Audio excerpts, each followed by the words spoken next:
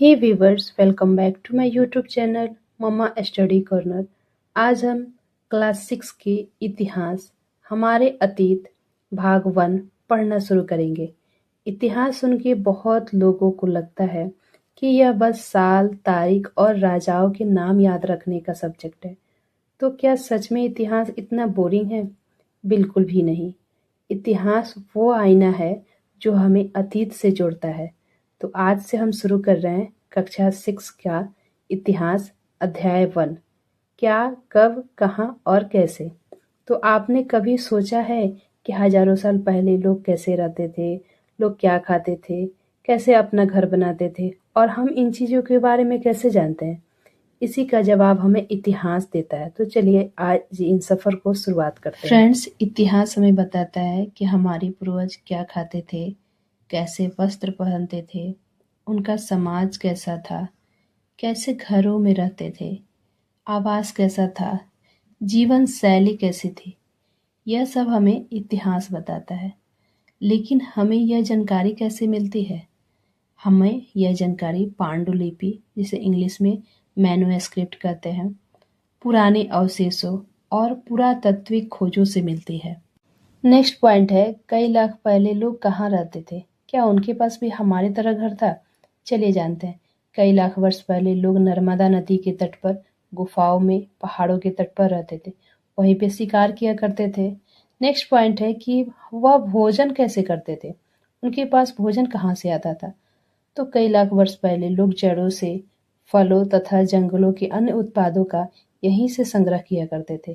Friends, उत्तर पश्चिम की सुलेमान और किरथर पहाड़ियों में कुछ ऐसे स्थान हैं जहाँ लगभग 8000 वर्ष पूर्व स्त्री पुरुषों ने सबसे पहले गेहूं और जौ जैसी फसलों को उपजाना शुरू किया।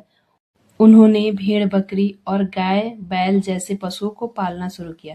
फ्रेंड्स, विंध्य पहाड़ियों से चावल के अवशेष पाए गए हैं और सिंधु नदी के किनारे बसे सिंधु घाटी के नगर लगभग 4700 वर्ष पूर्व फले फूले थे। यह दुनिया की सबसे पहली और सुनियोजित नगर सभ्यताओं में से एक थी। यहाँ के लोग पक्की ईंटों के घर, जल निकासी व्यवस्था और विशाल भवनों का निर्माण करते थे। गंगा घाटी का विकास भी 2500 वर्ष पूर्व हुआ था। अब जानते हैं देश का नाम कैसे पड़ा।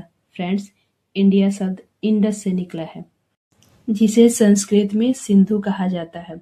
लगभग 2500 वर्ष पूर्व उत्तर पश्चिम की ओर से आने वाले ईरानियों और यूनानियों ने सिंधु को हिंदोस तथा इंदोस तथा इस नदी के पूर्व में स्थित भूमि प्रदेश को इंडिया कहा और हमारे देश को प्राचीन ग्रंथों में जम्बूद्वीप, आर्यावर्त, हिंदुस्तान जैसे नामों से भी जाना जाता था।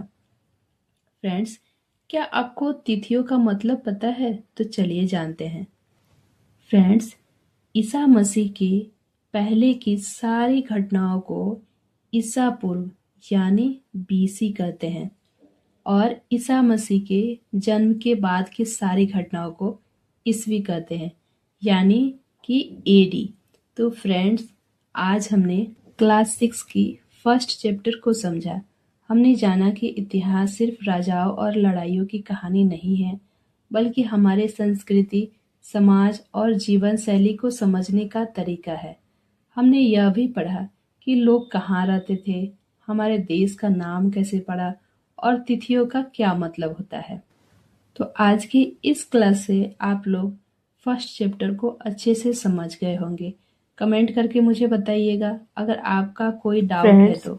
कम टाइम में कैसे पढ़ें, तो आज हम इसी टॉपिक पे बात करने वाले हैं कि आपके पास सिलेबस बहुत ज़्यादा है और उसे कैसे ख़त्म करना है। तो अब समझ में नहीं आ रहा है कि एग्ज़ाम भी बहुत कम दिन बचा हुआ है और सिलेबस भी बहुत ज़्यादा है। तो चलिए हम जानते हैं कि सिलेबस कैसे ख़त्म करेंगे और कैसे अपने एग्ज़ाम के टाइम तक सारे सिलेबस को कंप्लीट करेंगे और कम टाइम में कैसे पढ़ाई करेंगे। आप नॉर्मल तरीके से पढ़ाई करोगे ना, तो आपका सिलेबस कभी भी ख़त्म नहीं होगा और आपका एग्ज़ाम में सिलेक्शन नहीं होगा। लेकिन अगर आप स्मार्ट तरीके से पढ़ाई करोगे तो इसके बाद में आपका सिलेक्शन होना 100% कन्फर्म है, क्योंकि कुछ ऐसे सीक्रेट ट्रिक्स होती है जो कि अगर आप यूज करते हैं ना, तो आप ज़्यादा जल्दी पढ़ पाएंगे। और ऐसा नहीं है कि आपको हर दिन 10 से 12 घंटे पढ़ना है। इतना पढ़ने की आपको ज़रूरत ही नहीं है। अगर आप 3 से 4 घंटे भी सही ढंग से पढ़ेंगे ना, तो आपका सिलेबस जल्दी-जल्दी ख़त्म होगा। जो कि आप में से 99% लोगों को नहीं पता होता। तो ये पता कैसे लगेगा? तो चलिए जानते हैं। अब देखो, आपको सबसे पहला मेथड बताती हूँ, जिसका नाम है ओडिसियस मेथड। अब ये मेथड क्या है? मैं आपको एक कहानी से समझाती हूँ। ओडिसियस एक राजा था, बहुत ज़्यादा पावरफुल राजा था। वो हर एक जंग जीतता था। अब एक दिन ये हुआ कि उसे अपने घर जाना था, लेकिन बीच में एक ऐसा आइलैंड आता था, जिस आइलैंड के बारे में बात ये थी कि उस आइलैंड से आवाज़ें आती थी, जैसे कि अप्सरा की आवाज़ें, स्मर्क की आवाज़ें, जो कि एक तरह से लोगों को अपनी ओर अट्रैक्ट करती थी। और वो एक तरीके का जाल होता था, और जो भी उसकी तरफ अट्रैक्ट हो जाता था ना, उसकी मौत हो जाती थी। अब ये बात ओडिशियस को पता थी, और उसे पता था अगर हम ये बात सुनेंगे तो मेरे सिपाही भी मारे जाएंगे और मैं भी मारा जाऊंगा। इससे कैसे बचा जाए? तो पता है ओडिसियस ने क्या किया? ओडिसियस ने ये देखा कि सुनाई देता है ना, तो इन सभी के जितने भी सिपाही है ना, उन सभी के कानों के ऊपर एक पट्टा बांध दिया जाए, ताकि उनको वो आवाज सुनाई ना दे। और वहीं पे ओडिसियस ने बोला, अब मेरे को है ना रस्सियों से बांध दो, क्योंकि ओडिसियस क्यूरियस था। तो भाई ऐसी आवाज के अंदर है क्या? और सभी को ऑर्डर दिया कि कोई भी, चाहे मैं कितना भी चीखूं, कितना भी चिल्लाऊं, कितना भी ऑर्डर दूं ना, मुझे खोलना नहीं है। तब वो जब वहां से निकला ना, जैसे उस आइलैंड के पास से निकलने लगा, तो वो आवाजें आना स्टार्ट हो गई। वो एक तरीके का ट्रैप था, और उसे अपनी ओर अट्रैक्ट कर रही थी। और ओडेशियस बहुत ज़्यादा गुस्से में हो गया कि मुझे जाने दो, लेकिन कोई भी सुन नहीं पा रहा था, क्योंकि उसका ऑर्डर था कि उसे खोलना नहीं है। तो वो वहां से निकला और सीधा घर पहुंच गया। अब ये मेथड और ये स्ट्रेटेजी हमारे क्या काम की है? ये ओडेसियस तो मैं आपको ये समझाना चाहती हूँ, जो हमारे सबसे पीछे हमें रखने वाली जो है ना, वो है डिस्ट्रैक्शन। वो है हमारा मोबाइल फ़ोन। हमारा गोल है कोई एक जगह तक पहुँचने को, तो उस तक हमको कैसे पहुँचेंगे? जब हम उस डिस्ट्रैक्शन को ख़त्म करेंगे, तो ये कैसे किया जाए? तो चलिए मैं आपको एक तरीका बताती हूँ। वो तरीका मैं खुद यूज़ करती हूँ। जब भी आप पढ़ाई करने के लिए बैठते हो ना, तो अगर आप फ़ोन से स्टडी कर रहे हैं, जब भी फ़ोन को अपने पास में रखो। अदरवाइज़ इस फ़ोन को अपने फैमिली मेंबर को दे दो, या फिर इसे कहीं पे रख दो, लॉक कर दो।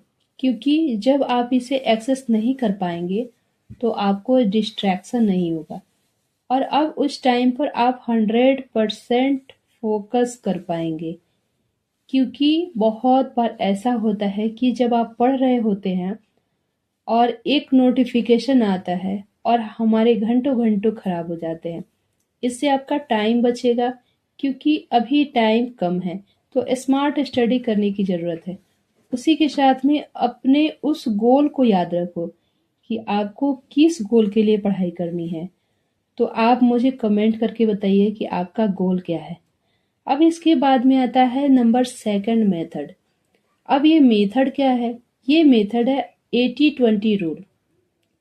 अब ये मैं आपको ये अच्छे से समझाती हूँ कि आपका जब एग्जाम होगा ना, उसमें हर एक टॉपिक नहीं पूछा जाएगा। उसमें कुछ टॉपिक रहेंगे जिससे बार बार क्वेश्चंस आते हैं, और अगर आप वो टॉपिक पढ़ के जाओगे ना, तो आपको ज़्यादा मेहनत भी नहीं करनी पड़ेगी, और आपके नंबर भी अच्छे आएंगे। तो अब ये सवाल आएगा कि फ्रेंड्स, अब ये इम्पोर्टेंट टॉपिक निकालेंगे कैसे? उसके लिए मैं आपको एक तरीका बताती हूँ। जैसे कि आप जिस भी एग्ज़ाम की तैयारी कर रहे हो ना, जैसे कि मैं बीपीएससी की कर रही हूँ, तो मैं सर्च करूँगी बीपीएससी पॉलिटी इम्पोर्टेंट टॉपिक।